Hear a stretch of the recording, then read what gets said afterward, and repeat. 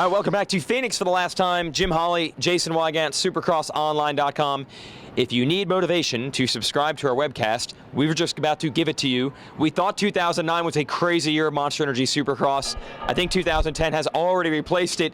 Ryan Dungey wins the main event, and then behind him, complete chaos breaks loose with just about everybody else in this championship chase. Well, and you mentioned that chaos. It started for James Stewart in that heat race.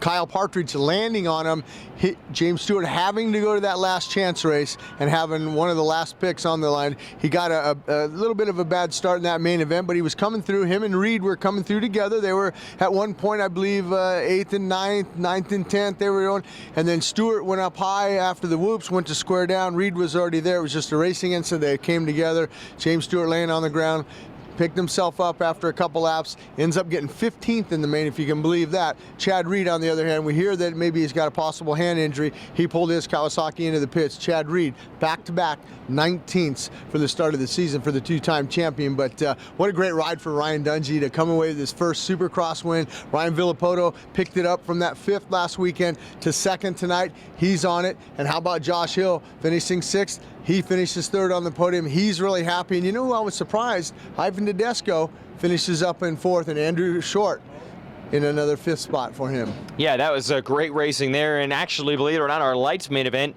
was as competitive. It was about a 6-rider fight, then a 4-rider fight, then eventually it came down to 2. And somehow Jake Weimer manages to pull it out for the 2nd week in a row. Yeah, and you know what a great win for him. But you know what, I feel sorry for Ryan Morris still. He finishes up another 2nd. He had about a lap and a half to go before he could claim his first Supercross win in that lights class. Unfortunately, he had that problem. Didn't win it, but he finished 2nd. You know what? These guys are buddies. Weimer and Morris, these guys are good friends. But you know what? We can't forget about Blake Wharton. He led this thing for about 10 laps until both those guys got him. He put in a great ride. And how about Will Hahn on the Troy Lee Honda? I mean, you know, David Pinger, he knows how to pick him over there, and they're going to be happy with that 4th place finish. And on the other hand, we got to, you know, Josh Hansen. He was up there in the start. Josh Hansen looked fast all day. He had fast lap time, won his heat, got a great hole shot. Went into that 3rd turn. All 3 of them were side by side. He was on the outside, and unfortunately, he ends up off the side of the track. But that lights main event was just as incredible as I've seen in a long time. I mean, when can you think that we've had back-to-back races that we've called?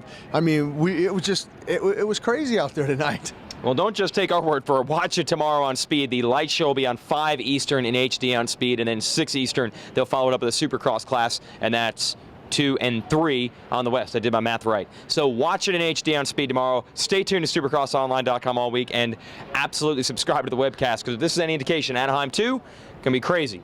See you there.